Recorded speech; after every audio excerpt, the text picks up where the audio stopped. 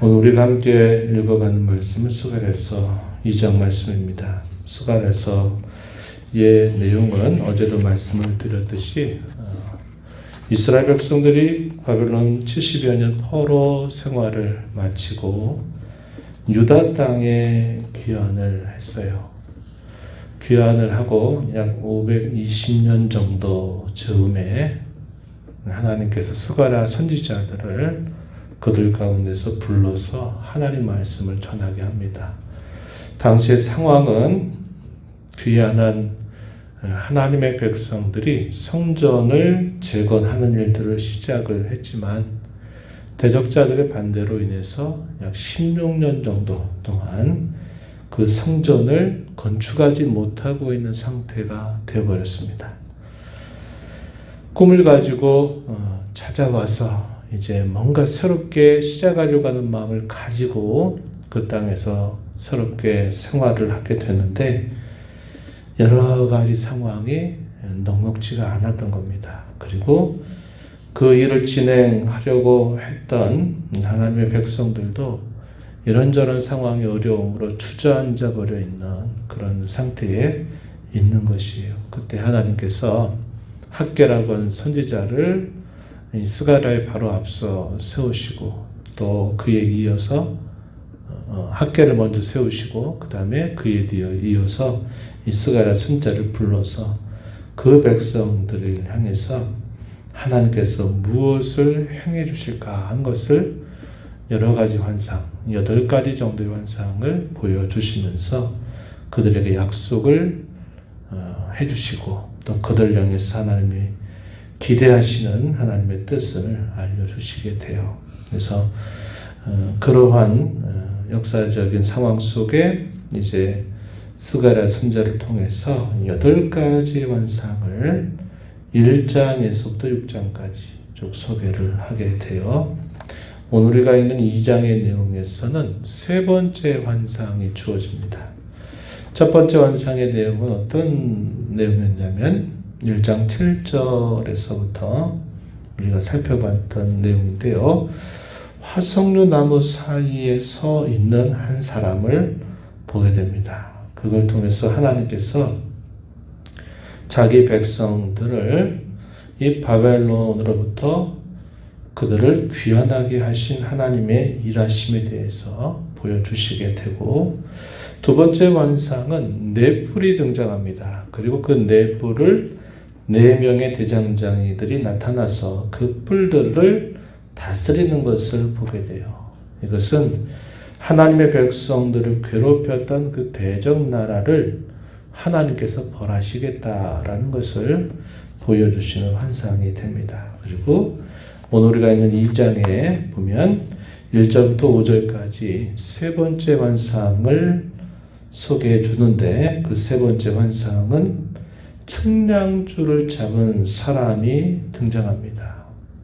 무엇을 위해서 그렇게 하느냐? 예루살렘을 측량하기 위해서 그렇게 등장했어요. 그걸 통해서 하나님께서 새로운 이 예루살렘을 만드실 것을 약속하시는 내용을 가르쳐 줍니다. 그리고 6절에서부터 마지막 절 내용에서는 자기 백성들을 향하신 하나님의 그 사랑, 하나님의 열심이 무엇인가를 쭉 소개하는데 앞서서 소개했던 세 가지 환상을 종합적으로 설명해 주는 말씀이 소개가 되고 있습니다. 먼저 이 세 번째 환상의 내용 잠시 한번 살펴보겠습니다. 1절부터 5절까지 그 말씀이 소개가 됩니다. 한번 보시면요. 먼저 1절에 내가 또 눈을 들어본 즉 한 사람이 측량줄을 그의 손에 잡았다. 천사를 말합니다. 한 천사가 등장하더니 측량줄을 손에 잡은 천사를 보게 돼요. 스가랴 선지자가 묻습니다. 어디로 가느냐라고 물었더니 대답하기를 2절에 예루살렘을 측량하여 그 너비와 길이를 보고자 한다. 이렇게 말을 듣게 됩니다. 그 말과 동시에 이 천사는 측량줄을 잡고서 아마도 측량하기 위해서 나가고 다른 한 천사가 또 등장하게 됐어요. 그러면서 그 천사가 먼저 있었던 천사에게 하는 말 뭐라고 했냐면 4절에 보니까 너는 달려가서 그 소년에게 말하여 이르라. 그 소년이 누구냐면 스가랴 선지자를 말하는 거예요. 그 환상을 보고 있는 소년 스가랴에게 이걸 말하라. 뭐라고요? 4절 중간에 보니까 예루살렘은 그 가운데 사람과 가축이 많음으로 성곽 없는 성읍이 될 것이라. 이렇게 말해주라. 이렇게 전달을 한 겁니다. 스가랴에게 그 말을 건네주라는 거예요. 사실 역사적으로는 예루살렘이 너무 황폐한 거예요. 기대와 꿈을 가지고 와서 이제 자리를 잡고 성전을 재건하려고 시작을 했는데 그 일도 제대로 진행도 안 되고 여러 가지 상황이 참 어려운 그런 상황이었어요. 그런데 환상 속에서 천사가 스가랴 선지자에게 알려주는 말은 예루살렘은 그 가운데 사람과 가축이 많게 될 것이기 때문에 그 예루살렘은 성곽이 없는 성읍이 될 것이다. 이렇게 말합니다. 무슨 말이에요? 예루살렘이 장차 번성하고 번영을 누리고 영광스럽게 될 것을 가르쳐주는 말씀이 되는 것입니다. 이어지는 말씀 5절에 보니까 뭐라고 말합니까? 여호와의 말씀에 내가 불로 둘러싼 성곽이 될 것이다. 그 가운데에서 내가 영광이 될 것이다. 이런 말씀을 전달해 주는 겁니다. 하나님께서 자신 스스로가 자기 백성들에게 불성곽이 되어주시겠다. 불성곽이 되어주시겠다. 이렇게 말씀하시는 거죠. 그 가운데서 하나님께서 그 백성들에게 영광이 되실 것이다. 이렇게 표현하고 있는 것입니다. 불성곽이 된다. 이 말은 어떠한 대적자들이 노력할 수 없는 아주 견고하고 강력한 그런 성이 될 것이다. 이렇게 말씀을 해주는 거죠. 하나님이 그들을 극진히 보호하실 것을 말해주고 있다는 것입니다. 그리고 그들을 영광스럽게 해줄 것을 이렇게 표현하고 있는 것이죠. 하나님께서 그들이 살고 있는 그곳을 장차 어떻게 해주실 것인가 하는 것을 예언해 주는 그런 말씀이 되고 있다는 겁니다. 하나님이 그 땅을 참으로 놀랍도록 회복시켜 주실 것을 약속하시는 말씀이 되는 것이죠. 그래서 우리가 이 세 가지의 환상의 내용들을 쭉 살펴보면 어떤 내용들이 있는가? 그 내용이 이제 6절부터 12절까지 종합적으로 설명을 해줘요. 6절 말씀을 한번 보시면 이렇게 말합니다. 오호라 너희는 북방 땅에서 도피할지어다. 여호와의 말씀이니라. 북방 땅 어디를 말할까요? 바벨론 땅을 말하는 것이죠. 그 바벨론 땅에서 도피하라. 이 말은 바벨론으로부터 하나님께서 가라고 약속하시는 그 땅으로 가라 하는 귀한 명령을 말씀하고 있는 것입니다. 70여 년 생활을 보내면서 처음에 바벨론으로 끌려갔던 사람들은 대부분이 죽었을 거예요. 죽으면서 신앙을 가졌던 부모는 자식들에게 얘기했을 것입니다. 하나님이 때가 되면 다시 예루살렘으로 돌아간다고 하나님이 약속하셨으니까 그때가 되면 너희도 여기 살지 말고 예루살렘 우리의 고향 땅으로 다시 돌아가라 이런 말을 했을 것입니다. 외국에서 살다 보면요, 한국에서 살다가 외국으로 나간 사람은 한국에 대한 고향에 대한 그리움과 향수가 남아 있어요. 우리 동료나 선배들이 독일이나 유럽에 많이 나가서 목회를 하고 있는데 이제 오랜 동안 목회를 하다 보니까 고국으로 돌아오고 싶은 마음이 간절해져요. 왜 그럴까요? 한국 생활이 그래도 익숙해요. 외국보다는.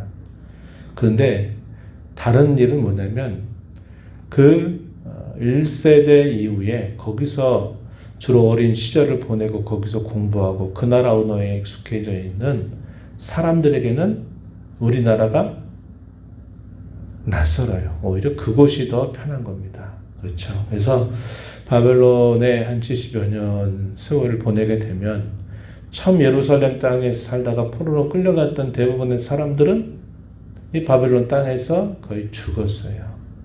그리고 그 바벨론 땅에서 태어난 다음 세대들이 이제 자라가게 되죠.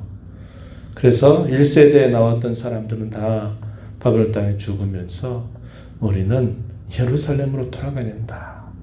여기가 우리가 가야 될 고향이다. 반드시 돌아가라. 이런 말을 남겨도 거기에 태어나서 자란 사람들은 그곳 생활이 익숙해져요. 여기서 보여주는 말이 뭡니까?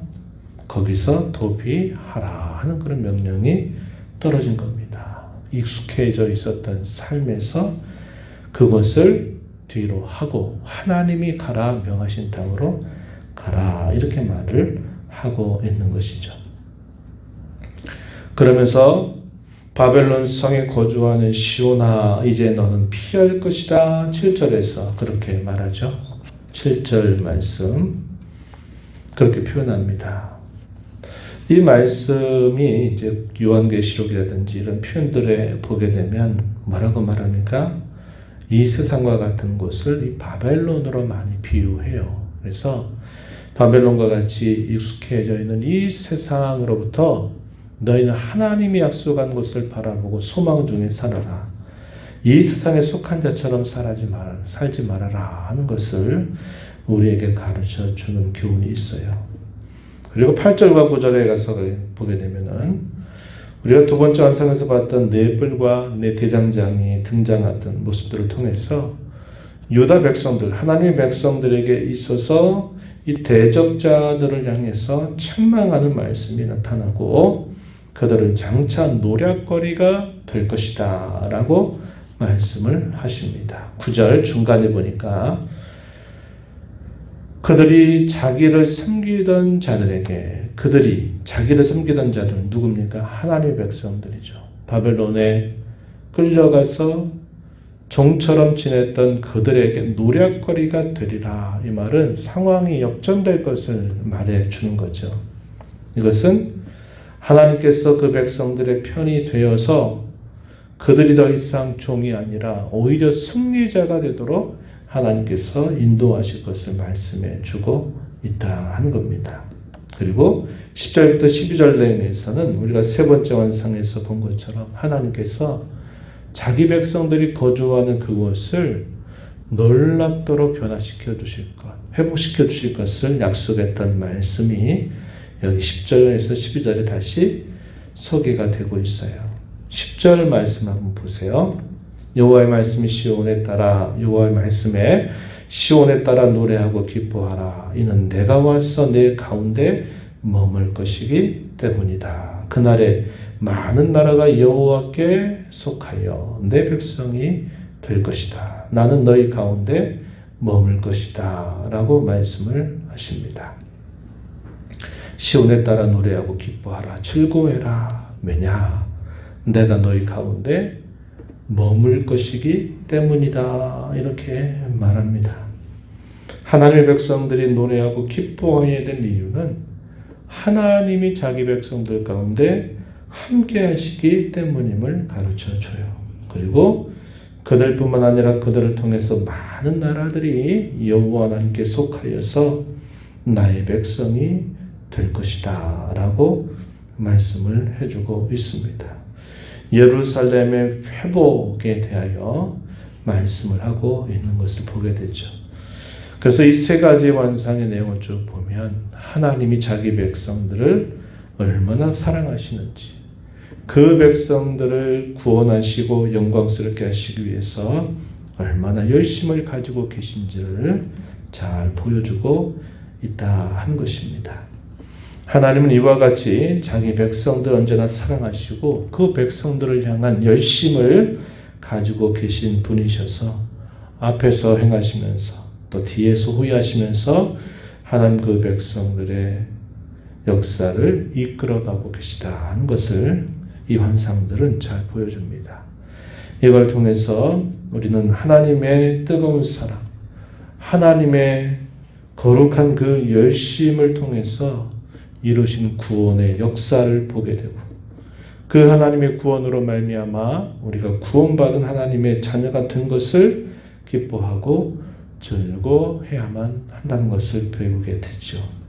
더 나아가서는 죄악에 익숙한 삶에서 바벨론으로부터 도피하라, 빨리 떠나라 하셨던 것처럼 우리의 과거의 죄악된 삶에서 우리는 속히 떠나야 할 사람들이다 하는 것을 이 말씀을 통해서 우리는 배우게 됩니다. 하나님이 우리에게 약속하신 것 한편으로는 이루어졌고 또 한편으로는 완성될 그 사이를 저와 여러분 오늘도 살고 있습니다. 영광스럽게 완성해 주실 그 하나님의 나라, 그 영광스러운 그 모습을 우리가 바라보면서 우리가 이 세상 가운데 살지만 하나님 나라를 늘 꿈꾸고 그 나라에 속한 자로 살아가는 저와 여러분이 되어야 한다는 것입니다. 죄악된 삶을 버리고 거룩한 삶을 날마다 힘써 나가는 저와 여러분의 삶, 복된 삶이 되기를 진심으로 바랍니다. 하나님 아버지 감사합니다. 복된 주일 새벽 시간 또 저희들을 깨워주셔서 오늘도 구별하신 이 안식일에 첫 시간을 주 앞에 드리게 하시니 감사합니다. 오늘도 저희에게 주신 이 말씀을 통해서 바벨론 오랜 세월 동안 포로로 살았던 그 백성들에게 하나님의 약속의 때에 그 백성들을 다시 약속의 땅으로 이끌어 내시고 또 그들을 괴롭혔던 대적자들을 하나님께서 벌하시고 그 백성들을 영광스럽게 회복시켜 주실 그 말씀을 당시에 어려웠던 상황 속에 있는 백성들에게 들려주십니다. 하나님의 변치 않는 사랑과 그 백성들을 향한 하나님의 거룩한 열심이 그 백성들을 놀랍도록 스럽게 하실 것을 그들에게 알려주십니다. 그들로 하여금 힘을 내서 하나님의 백성으로 살 것을 또한 권면하는 말씀을 듣습니다. 오늘 저희가 이런 말씀을 보면서 저희에게 찾아오셔서 저희에게 구원의 은혜를 베푸셔서 하나님의 자녀가 되게 하시고 또 하나님 나라에 속한 자로 저희의 신분을 변화시켜 준 것을 감사하면서 저희의 과거에 익숙했던 죄악된 삶에서 언제나 떠나서 거룩한 나라가 온전히 이루어지게 될 그날을 바라보며 믿음으로 힘써 살아가는 저희들의 삶이 되도록 주께서 인도하여 주옵소서. 은혜의 보좌 앞에 나와서 아버지의 은혜를 구하는 모든 심령들의 간구를 기울여 주시고 응답해 주시기를 바라며 예수님 이름으로 기도하옵나이다. 아멘.